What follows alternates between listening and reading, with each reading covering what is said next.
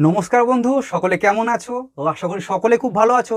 সবাইকে 10 minute academy চ্যানেলে আরও একবার স্বাগত। আজকে প্রায় 4 মাস পরে তোমাদের সঙ্গে প্রথম দেখা হচ্ছে। আর যখন তোমাদের সঙ্গে দেখা হচ্ছে তখন তোমরা প্রত্যেকে মাধ্যমিক রেজাল্টের জন্য প্রচণ্ড টেনশন করছো। এখন তোমরা ভালোভাবে খেতে পারছো না, ঘুমাতে পারছো না, শুধুমাত্র একটাই টেনশন, মাধ্যমিকের রেজাল্ট। দেখো, সত্যি কথা হলো, মাধ্যমিকে তুমি যতই ভালো নাম্বার পাও না কেন, তাও কিন্তু তোমার মন খারাপ হবেই হবে। হ্যাঁ, সে টপারদেরই বলো, আমাদের মতো অ্যাভারেজ বলো বা খারাপ বলো, প্রত্যেকটা ছাত্রছাত্রী কিন্তু মন খারাপ হতে বাধ্য। কেউ যদি 699 যদি পায় তবুও তার কিন্তু মন খারাপ হবে, কেন আমি 700 পেলাম না। আমাদের বিভিন্ন জনের মন খারাপ বিভিন্ন কারণে হবে। কেউ হয়তো ফেল করার জন্য মন খারাপ করছে, আবার কেউ 60% নাম্বার পায়নি বলে হয়তো মন খারাপ করছে। সে হয়তো 58% বা 59%-এ কিন্তু আটকে গেছে। ঠিক তেমনই কেউ হয়তো 75% হয়তো নাম্বার পায়নি বলে মন খারাপ করছে, আবার কেউ 80% পায়নি বলে, আবার কেউ 90% পায়নি বলে মন খারাপ করছে।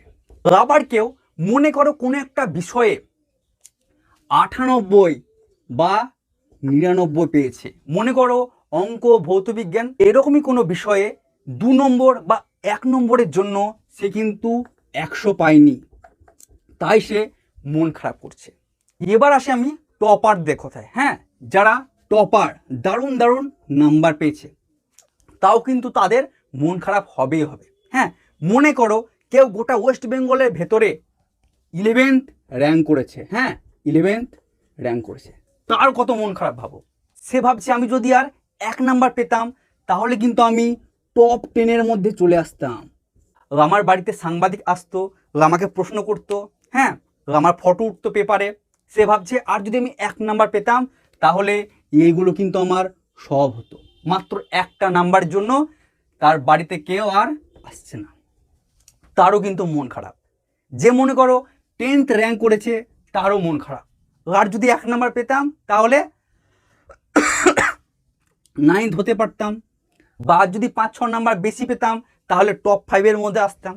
হ্যাঁ, যে মনে করো ওয়েস্ট বেঙ্গলের ভেতরে 3rd র্যাঙ্ক করেছে তারও কিন্তু মন খারাপ। কারণ কি, আর যদি 1-2 নাম্বার বেশি পেতাম তাহলে ফার্স্ট বা সেকেন্ড হতে পারতাম। ঠিক একইভাবে যে সেকেন্ড হয়েছে তার ক্ষেত্রেও কিন্তু একই কথা, যে 1 নাম্বার বেশি পেলে ফার্স্ট হতাম। যে ফার্স্ট হয়েছে তারও কিন্তু টেনশন আছে। তুমি ভেবো না যে ওয়েস্ট বেঙ্গলের মধ্যে ফার্স্ট হয়েছে তার কিন্তু মন খারাপ নেই, তারও কিন্তু টেনশন আছে যে আমাকে কিন্তু 11-এ এবং 12-এ দুটোতেই কিন্তু ফার্স্টটাকে ধরে রাখতে হবে। আর এটা কিন্তু খুব খুব কঠিন একটা কাজ, ফার্স্ট র্যাঙ্ক ধরে রাখা। তার উপর কিন্তু অটোমেটিকলি প্রেশার পড়বে। হ্যাঁ, সে বাবা মা বলো বা পাড়া প্রতিবেশী বলো, সব জায়গা থেকে কিন্তু প্রেশার পড়বে। মাধ্যমিকে তো ফার্স্ট হয়েছিস, ক্লাস 11-12-এও কিন্তু ফার্স্ট হতে হবে তোকে। প্রেশার ভাই। যত টাইপের ছাত্রছাত্রী আছে প্রত্যেকের কিন্তু মাধ্যমিক রেজাল্টের ইম্প্যাক্ট কিন্তু আছেই। হ্যাঁ, মন খারাপ একটু হবে, টেনশন একটু হবে, কিন্তু এগুলোকেই মানিয়ে নিতে শিখো। কারণ মাধ্যমিক হচ্ছে জীবনের প্রথম একটা রাজ্য স্তরের বড় পরীক্ষা। হ্যাঁ, তো মন খারাপ কিন্তু সবারই হয়, সে আমারও হয়েছিল, তোমারও হবে, মানে প্রত্যেকেরই হয়, সে তুমি যত নাম্বারই পাও না কেন। কারণ মানুষের কি, প্রত্যেক মানুষের একটা আশা থাকে যে আমি একটা ভালো নাম্বার পাবো। কোনো কারণে হয়তো 1-2 নাম্বার আমরা কম পাই, তখনই কিন্তু আমাদের মনটা খারাপ হয়ে যায়। হ্যাঁ, বা মনটা ভেঙে যায়। সবচেয়ে বেশি মন খারাপ কখন হয় জানো?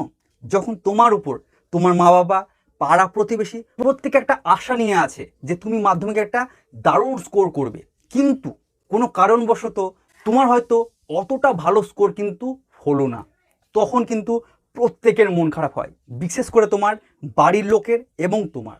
দেখো, যদি আমাকে জিজ্ঞেস করো যে মাধ্যমিকে কত পার্সেন্ট পেলে ভালো, তাহলে আমি তোমাকে বলবো 75 থেকে 80%, এটা হচ্ছে একটা গুড স্কোর।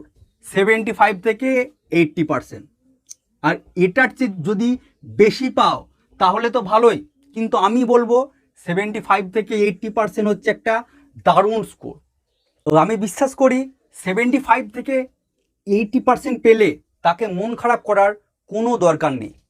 এবার অনেকেই বলবে যে দাদা 90% না পেলে ভালো স্কুলে তো চান্সই পাওয়া যায় না।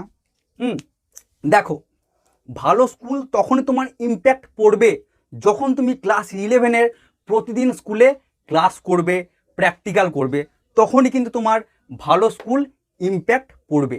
কিন্তু ছাত্রছাত্রী প্রতিদিন ক্লাস 11-12-এ স্কুল করেই না। যদি তুমি স্কুল না যাও, ক্লাস না করো, প্র্যাকটিক্যাল না করো, তাহলে তোমার ভালো স্কুল নিয়ে তুমি কি করবে বলো? ভালো স্কুলের কোনো ইম্প্যাক্ট আছে?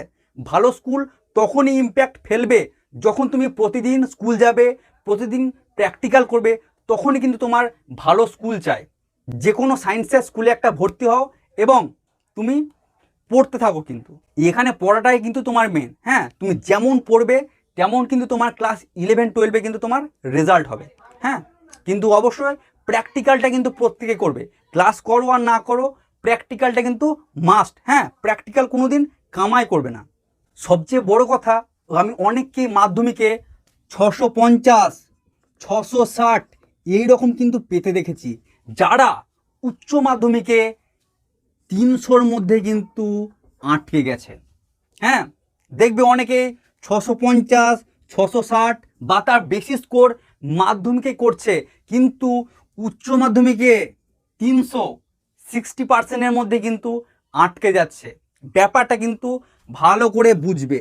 হ্যাঁ, মাধ্যমিকের বই 150 পাতা বই, মাত্র 150 পাতার বই, কিন্তু ক্লাস 11-এর বই দেখবে প্রায় 1500 পাতার বই। পার্থক্যটা কিন্তু বোঝো। 150 পাতা হচ্ছে ক্লাস 10-এর, আর ক্লাস 11 হচ্ছে তোমার 1500 পাতার বই। যদি এটা ডোবা হয় তো এটা কিন্তু সমুদ্র। হ্যাঁ, ক্লাস 10-এ অনেকেই গোটা বইটাকে কিন্তু মুখস্থ করে চলে যায়, কিন্তু ক্লাস 11-এ ভাই ওইসব কিছু হবে না। এখানে কিন্তু তোমাকে কনসেপ্ট বুঝতে হবে। ক্লাস 11-12-এ তোমাকে মেনলি কনসেপ্ট বুঝতে হবে। কনসেপ্ট না বুঝে মুখস্থ করে নিয়ে চলে গেলাম, তা কিন্তু হবে না ভাই। একদম বাস্তব কথা এটা। মুখস্থ তোমার বড্ড জোর বেশি হলে 1 মাস 2 মাস থাকবে, তারপরে সব ভুলে যাবে। এই 1500 পাতা কিন্তু মুখস্থ করা চারটিখানি কথা নয়। হ্যাঁ, তাই প্রত্যেককে বলছি, ক্লাস 11-এ কিন্তু কনসেপ্ট ভালো করে বুঝবে। যেখানে বুঝতে না পারবে স্যারকে হোক বা আমাকে হোক বারে বারে কিন্তু প্রশ্ন করবে। হ্যাঁ, প্রশ্ন করবে, প্রত্যেকটা কনসেপ্ট ভালোভাবে বুঝবে। ক্লাস 11-এ তুমি যাই নাও না কেন, সায়েন্স, আর্টস আর কমার্স, তুমি যাই নাও না কেন, তোমাকে দুটো প্রশ্ন কিন্তু করতে হবে। একটা হচ্ছে হোয়াই আর একটা হচ্ছে হাউ। কেন হলো আর কেমন করে হলো। প্রাইভেট স্যারকে কিন্তু এই দুটো প্রশ্ন করতে হবে। তাতে স্যার পাগল হয়ে যাক, তুমি পাগল হয়ে যাও, কিন্তু ভাই একটা কনসেপ্টও কিন্তু বাদ দেওয়া যাবে না। হ্যাঁ, প্রত্যেকটা কনসেপ্ট ভালোভাবে পড়বে। মুখস্থ করা কিন্তু একদম চলবে না, কোনো মুখস্থ নয়। প্রত্যেকটা জিনিস কিন্তু বুঝতে হবে। হ্যাঁ, না বুঝলে কিন্তু প্রত্যেকটা জিনিস তোমার কঠিন মনে হবে। হ্যাঁ, এই দুটো প্রশ্ন যদি ভালোভাবে করতে পারো তাহলে কিন্তু তোমার